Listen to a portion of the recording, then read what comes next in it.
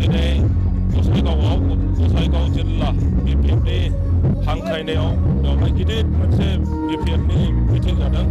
बे हाग्रामा मैदान बिथां फैदों, आंबो फैदों आरो गासैबो BPFनि दैदेनगिरिफोर फैदों। दिनै नुनो मोन्दों गसाइगाव जिल्लानि सिङाव थानाय गासिबो ओनसोलनिफ्राय हाजार हाजार मानसिया बेवहाय बाहागो लाफैदों। बेवहाय खमसे खम 20,000नि बारा मानसिफ्रा बाहागो लाफैदों। बेनो बेखौ देखायनाय जादों जे फैगौ MP इलेक्सनाव गासिबो ओनसोलनि बिभिन्न जाथि गस्थिनि रायजोफ्रा BPFनो भट होनो थाखाय बयबो रेडि जानानै दं। खालि इलेक्सना माब्ला जायो बेखौल' नेगासिनो दं।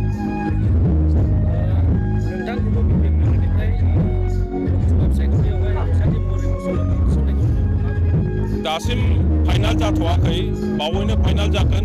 जे इलेक्शन कमिशना नटिफिकेशन होनाय लोगो लोगोनो जोङो केन्डिडेट डिक्लेयार खालामगोन पार्टिनिफ्राय। दा आगसारिनि BPF नेताफ्रा आंनि नामखौनो फाइनाल खालामनायनि लामायाव दङ होननानै बुंदों आरो आङो केन्डिडेट जानानै BPF दलखौ देरहाहोनो थाखाय रायजो राजाफोरनि समर्थन मोननो थाखाय आङो जबरदस्त खामानि मावगासिनो दङ आरो मावगोन।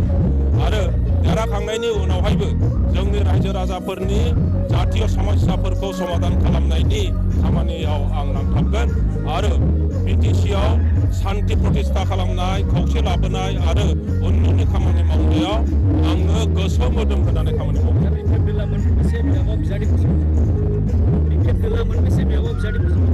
BPF दलआ इतिमध्ये थिरांथा लाबाय।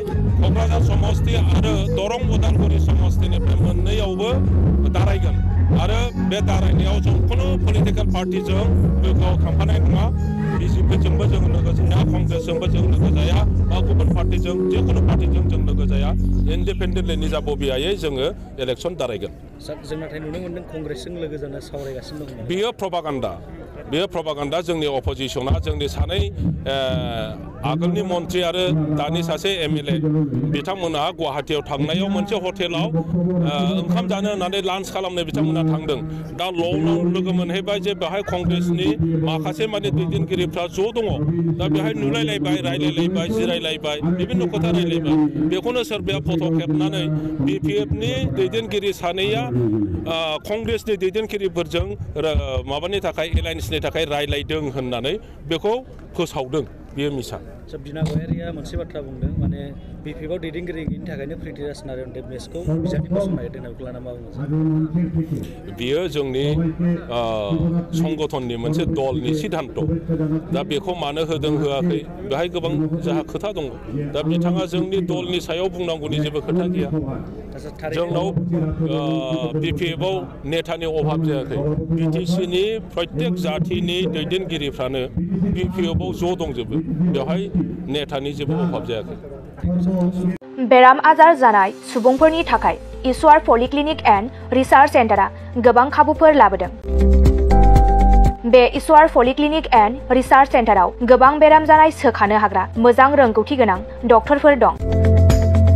क'क्राझार सहरनि खारगामि निउ फ्लाइअभारनि साखाथियाव थानाय ईश्वर पलिक्लिनिक एन्ड रिसार्च सेन्टारा गोबां फेसिलिटिज एबा खाबुफोर फोसावदों। ईश्वर पलिक्लिनिक एन्ड रिसार्च सेन्टारनि फेसिलिटिफोरानो जाबाय obstetrics and gynaecology, general surgery, orthopaedic surgery, laboratory, ultrasonography, casualty, paediatrics, pathology, pharmacy, laparoscopy surgery, NICU, x-ray आरो ईश्वर पलिक्लिनिक एन्ड रिसार्च सेन्टारा 24 घन्टा जेब्लाबो खुलायै थागोन। लांलाय लाबोलायनि एम्बुलेन्सआबो मोजाङै सार्भिस थागोन। निखावरि सुबुंफोरनो ईश्वर पलिक्लिनिक एन्ड रिसार्च सेन्टारा रेहाय होनाय जागोन आरो बेराम आजारफोरखौ बे ईश्वर पलिक्लिनिक एन्ड रिसार्च सेन्टाराव मोजाङैनो देहाखौ फाहामथाय लाफैनो हागोन।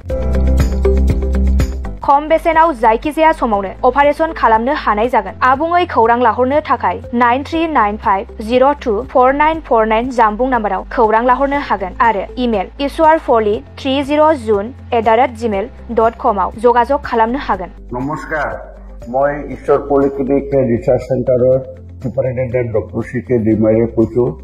আমাৰ এই ঈশ্বৰ পলিক্লিনিক ৰিচাৰ্চ চেণ্টাৰটো কোকৰাঝাৰৰ খাৰগাঁৱৰ ফ্লাইঅভাৰৰ তলতে এইটো নতুনকৈ আৱাজ স্থাপিত হৈছে।